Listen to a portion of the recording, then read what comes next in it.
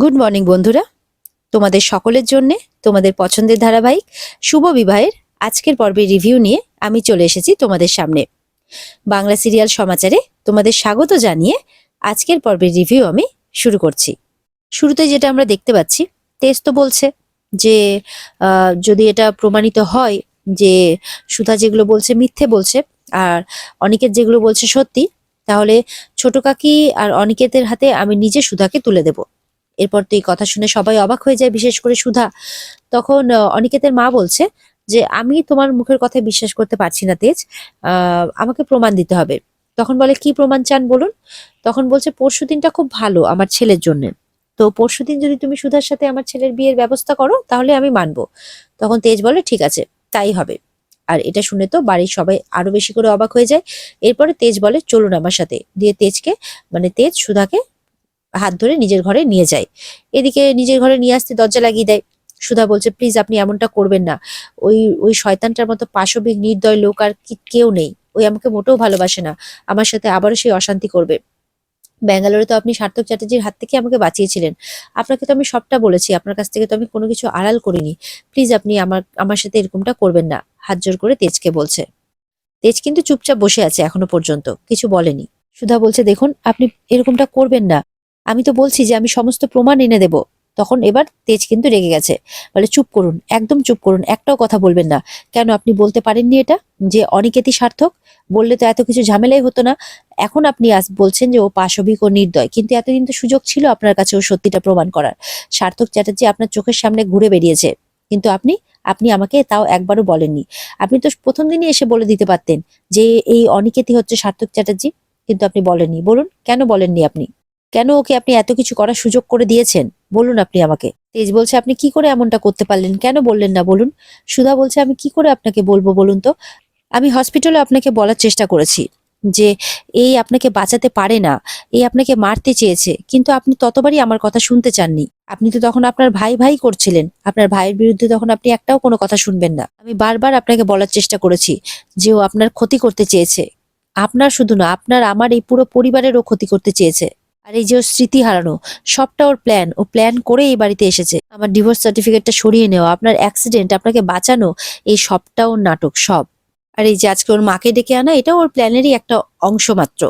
আর আমার জেঠিমাকে বৌদিকে ও টাকা দিয়ে কিনে নিয়েছে। আমরা তো গরিব, তাই জেঠি টাকার কাছে হার মেনে গেছে।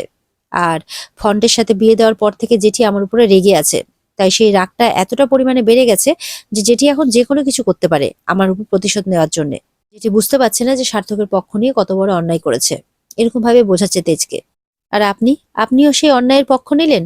আমি আপনাকে ভগবানের আসনে বসিয়েছি, আপনার থেকে বেশি বিশ্বাস আমি পৃথিবীতে আর কাউকে করিনি, আর আপনি সেই বিশ্বাসটা আমার উপরে রাখতে পারলেন না, এরকম ভাবে বলছে তেজকে আর কি।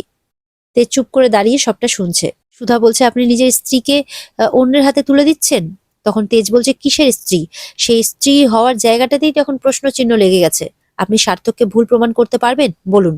এরকম কোনো প্রমাণ আনতে পারবেন যেটাতে আমি দেখাতে পারবো সবাইকে যে আপনি সার্থকের নন, আমার স্ত্রী? বলুন পারবেন? চিৎকার করে বলছে তেজ আর কি। সুধা বলছে এই কাগজের টুকরোটা আপনার কাছে আজকে এত দামি, ঠিক আছে আমি কোর্টে অ্যাপিল করব, করলে আমি ওখান থেকে প্রমাণটা পেয়ে যাব, কিন্তু তার জন্য তো একটু সময় লাগবে, সেই সময়টা তো আপনি আমাকে দিতে রাজি নন। আপনি তো এখনো পর্যন্ত নিজের ভাইয়েরই পক্ষ নিয়ে যাচ্ছেন, আপনার ভাইয়ের কাছে আপনার স্ত্রীর তো কোনো দামই নেই, আপনি একটা পণ্যের মতো আমাকে অন্যের হাতে তুলে দিতে রাজি হয়ে গেলেন, তাতে আপনার একটুও বাধলো না। এরপরে তেজ সুধার কাছে যায়। সুধা বলছে আমি আপনাকে বিশ্বাস করতাম, আমি ভাবতাম যে আপনিও আমাকে বিশ্বাস করেন, কিন্তু দেখছি না আমি ভুল ভাবতাম, আপনি আমার বিশ্বাস ভরসা সব ভেঙে দিয়েছেন। আপনিও অন্যান্য পুরুষ মানুষের মতোই মাত্র নিজের স্ত্রীকে অবিশ্বাস করতে জানেন আর ভুল বুঝতে জানেন। বলছে যে আমি কিছুতেই আপনার সিদ্ধান্ত মেনে নেব না। তখন তেজ বলছে ঠিক আছে চলে যান, তাহলে যান, অনিকেত আর ওই আমার ছোট কাকির সাথে চলে যান যান। সুধা তো অবাক হচ্ছে তেজের কথা শুনে। তেজ তখন সুধার হাতটা ধরে বিছানাতে বসায়। তেজ বলছে যে সার্থক এত সুন্দর করে অ্যাক্সিডেন্ট প্ল্যান করে এত সবকিছু করলো, আপনার বাড়ির লোককে টাকা দিয়ে কিনে নিল, আপনার বাড়ির লোক আপনার বিরুদ্ধে চলে গেল।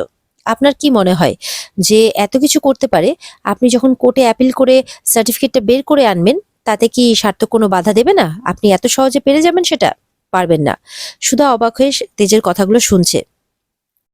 তেজ বলছে এখন আপনাকে এই বাড়িতে রাখার একমাত্র উপায় হচ্ছে এই বিয়েটা, সেই জন্য এই বিয়েটা করতেই হবে।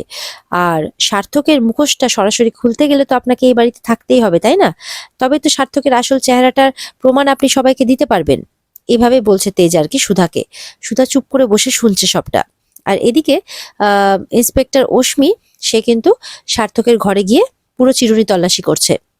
সার্থকের ব্যাগ সার্চ করে দেখছে, সেখানে অনেকগুলো মাস্ক পাচ্ছে, এমনকি একটা রিভলভারও পাচ্ছে, তার সঙ্গে অনেকগুলো আইডি কার্ড, এরকম অনেক প্রুফ পাচ্ছে। আর এগুলো দেখে বুঝতে পারে যে ইন্সপেক্টর আশুতোষ ঠিক কথাই বলছিলেন, যে এই হচ্ছে সার্থক চ্যাটার্জি আর এই অনেক বড় ক্রাইমের সাথে যুক্ত। এরপরে ওই যেটা রাখা আছে ট্র্যাকার কানে লাগানো আছে যেটা, সেটাতে শুনতে পাচ্ছে যে সার্থক চলে আসছে রুমে তার মা আর ইমনকে নিয়ে। তখন কি করে, সমস্ত প্রমাণগুলো আবার সব জায়গা মতো ঢুকিয়ে ইন্সপেক্টর অশ্মি লুকিয়ে পড়ে সেই ঘরেই। ইমন, সার্থকের মা আর সার্থক তো রুমে এসছে। ইমন বলছে, বাহ কি সুন্দর প্ল্যান তোমার সার্থক। সার্থকের মা বলছে, এবার আমাকে যতগুলো অপমান করেছে সব আমি সুদে আসলে ফেরত দেব, আর নিজের অধিকারটাও খুব ভালো করে বুঝে নেব আমি, এমনটাই বলছে। আর ইন্সপেক্টর অশ্মি কিন্তু সবটাই শুনছে আড়াল থেকে। সার্থক বলছে, শুধু সুধাই নয়, তেজ বসু মল্লিকের কাছ থেকেও সবকিছু আমি কাড়িয়ে নেব, ওর প্রপার্টি, ওর বিজনেস, ওর ফ্যামিলি, সবকিছু। একদিন আমি সব অধিকার ছেড়ে দিয়ে সার্থক চ্যাটার্জি হয়েছিলাম, আর আজকে অনিকেত বসু মল্লিক হয়ে আবার আমি ওর কাছ থেকে সমস্ত অধিকার কেড়ে নেব। ইমন বলছে, সুধাকেও তেজের জীবন থেকে সরাতে হবে সার্থক, তাহলে তেজ শুধুমাত্র আমার হবে, মানে সবাই নিজের নিজের ধান্দাতে একদম ঠিক আছে। এদিকে ইমন তো এই কথাগুলো বলে বেরিয়ে যায়। তখন সার্থক বলছে, এই মেয়েটা একদম ইডিয়েট, কারণ সার্থকের মা ইমনের উপর রেগে গেছে। তখন বলছে, চিন্তা করো না, আমি এত সহজে তেজকে ছেড়ে দেবো নাকি। তারপর ব্যাগ থেকে বন্দুকটা বের করে বলে, ছোটবেলায় যে কাজটা আমি অসম্পূর্ণ রেখেছিলাম সেটা আবার আবার পরিপূর্ণ করেই ছাড়বো মা, তেজকে আমি একদম শেষ করে ফেলবো। আর এদিকে দেখা যাচ্ছে ইমন তেজের ঘরের বাইরে গিয়ে আড়ি পাচ্ছে। আর ওদিকে ইন্সপেক্টর অশ্মির মানে অন্য জায়গায় সরতে গিয়ে একটা কিছুতে আওয়াজ হয়ে যায় আর কি, সেই আওয়াজটা সার্থকরা শুনে ফেলে আর কে কে বলতে থাকে। তেজ সুধাকে বলছে, আপনি আমাকে বিশ্বাস করেন তো? সুধা তেজের হাত ধরে বলছে, নিজের থেকেও বেশি। বলে, ব্যাস তাহলে তো হয়ে গেল, এরপর থেকে আমি যেমনটা বলবো আপনি ঠিক তেমনটাই করবেন। আর দেখবেন এই সার্থক অনিকের যেই হোক না কেন, স্বয়ং ভগবানও আপনাকে আমার কাছ থেকে কেড়ে নিতে পারবে না, এমনটাই বলছে তেজ সুধাকে। এতদিন তো খেলাটা খেলছিল সার্থক চ্যাটার্জি, এবার খেলাটা খেলবে তেজ বসু মল্লিক। তেজ যখন সুধাকে নিয়ে বেরোচ্ছে তখন দেখছে দরজার বাইরে ইমন আড়ি পাচ্ছে। ইমন তো ধরা পড়ে যায়। সুধা মনে মনে বলছে, তার মানে ইমন ম্যাডাম আমাদের ঘরের বাইরে আড়ি পাচ্ছিলেন। এদিকে ইমন ভাবছে, ইস, এরা যে কি গুজুর গুজুর ফুসুর ফুসুর করছিল, শুনতে তো পেলামই না কিছু, উপরন্ত হচ্ছে আমি ধরাও পড়ে গেলাম। এরপরে তেজ বলছে, তুমি এখানে কি করছিলে? ইমন বলছে, আসলে আমি একটু চিন্তা করছিলাম, তোমাদেরকে নিয়ে একটু চিন্তা হচ্ছিল, তাই আমি একটু দেখতে এলাম যে ঠিক আছো কিনা। তখন তেজ কি করে, চালাকি করে ইমনের হাতটা ধরে নিয়ে গিয়ে সাইডে গিয়ে বলে, তুমি আমাকে কতটা ভালোবাসো ইমন? তখন বলে, কি? বলে, হ্যাঁ বলো না, তুমি আমাকে কতটা ভালোবাসো, তুমি নাকি আমাকে অনেক ভালোবাসো। বলে, হ্যাঁ তেজ, আমি তোমাকে অনেক ভালোবাসি। মনে মনে ইমন ভাবছে, যাক, তার মানে আমি যেটা ভাবছিলাম সেটাই, মানে তেজ সুধাকে ভুল বুঝেছে, ভেবেছে যে অনিকেতই তার জীবনে সব, সেই জন্য সুধার সামনে আমাকে ভালোবাসার কথা জিজ্ঞাসা করছে। এইভাবে ইমনকে বোকা বানিয়ে দেয় তেজ। ইমনকে বলছে তেজ, তুমি যখন আমাকে এতটাই ভালোবাসো তাহলে আমি যা বলবো তাই করতে পারবে? বলে, হ্যাঁ অবশ্যই পারবো। ইমন তো বোকা হয়ে যায়। আর এদিকে দেখা যাচ্ছে যে বাইরে গিয়ে কিন্তু সার্থক কাউকে দেখতে পায় না। বলে যে এখানে তো ডেফিনেটলি কেউ ছিল, কিন্তু আমি এখন দেখতে পাচ্ছি না, এখানে কথা বলাটা সেফ হবে না মা, চলো আমরা বরঞ্চ বাইরে গিয়ে দেখি কি হচ্ছে। এরপর তো তারা বেরিয়ে যায়। আর এরপর ইন্সপেক্টর রশ্মি বলে যে আমাকে এরা কি প্ল্যান করছে এটা সুধা আর ইন্সপেক্টর আশুতোষকে জানাতেই হবে। এই বলে অশ্মি ঘর থেকে বেরোয়। আর রশ্মিকে ঘর থেকে বেরোতে দেখে ফেলে সার্থক, কারণ সার্থক ওখানেই দাঁড়িয়েছিল এটা দেখার জন্য যে ওরা বেরোনোর পর ঘর থেকে কে বেরোয়।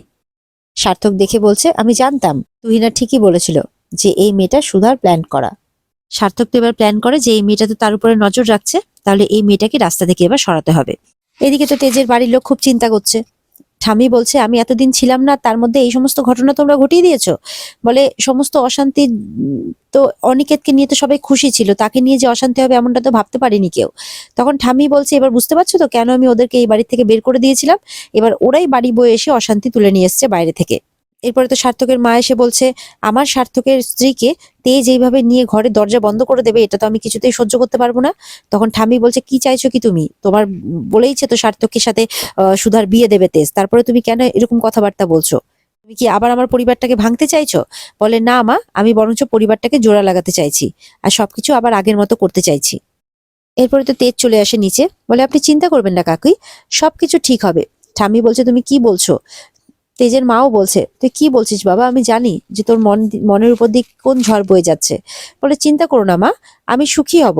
বলে এসব কি বলছিস তুই? বলে হ্যাঁ, সুধা যেমন তার ভালোবাসা, হারানো ভালোবাসা তার স্বামীকে ফিরে পাবে আর সে সুখী হবে, তেমন আমিও তো আমার ভালোবাসা মানে পুরনো ভালোবাসা ইমন তাকে পেয়ে খুব সুখী হব। আর এটা শুনে তো বাড়ির লোক খুব অবাক হয়ে যায়। ঠাম্মি বলছে তুমি কি বলছো এসব দাদু ভাই? তেজ বলছে হ্যাঁ, দাদু ভাই বলে না যে যে তোমাকে সব থেকে বেশি ভালোবাসবে তাকেই তুমি জীবন সঙ্গী বানাবে। তো এদিকে অনিকেত তো সুধাকে খুব বেশি ভালোবাসে, আর এদিকে ইমনও আমাকে খুব ভালোবাসে। তো আমার মনে হয় আমরা একে অপরের সাথে খুব ভালোই থাকবো। ওদিকে সুধা ভালো থাকবে আর এদিকে আমি ভালো থাকবো। তেজ বলছে যে আমার ছায়াও আমি আর সুধার উপরে পড়তে দেব না, আমি চাই যে ওরা সুখী থাকুক এবার। সেই জন্য একই মণ্ডপে আমাদের সবার বিয়ে হবে, ওদিকে সুধা আর অনিকেতের, এদিকে আমার আর ইমনের। তেজের মুখ থেকে কোনোদিনও এরকম কথা শুনবে বাড়ির কেউ আশা করেনি, তারা তাই শুনে খুব অবাক হয়ে যায়। আর ইমন তো খুব খুশি হয়ে যায়, ওদিকে অনিকেত, তারা ভাবে যে তাদের প্ল্যানটা এবার সাকসেস হচ্ছে। আর এখানে আজকের পর্ব শেষ হয়ে যায়। তো বন্ধুরা, এই ছিল আজকের পর্বের রিভিউ। যদি ভালো লেগে থাকে তাহলে অবশ্যই পর্বকে লাইক, কমেন্ট আর সাবস্ক্রাইব করতে কিন্তু কেউ ভুলবে না। আর পর্বের বিস্তারিত দেখতে অবশ্যই তোমরা স্টার জলসার পর্দায় নজর রাখবে। তাহলে দেখা হচ্ছে আগামীকালকে নতুন পর্বের রিভিউ নিয়ে। ততক্ষণ সবাই ভালো থাকবে। টাটা।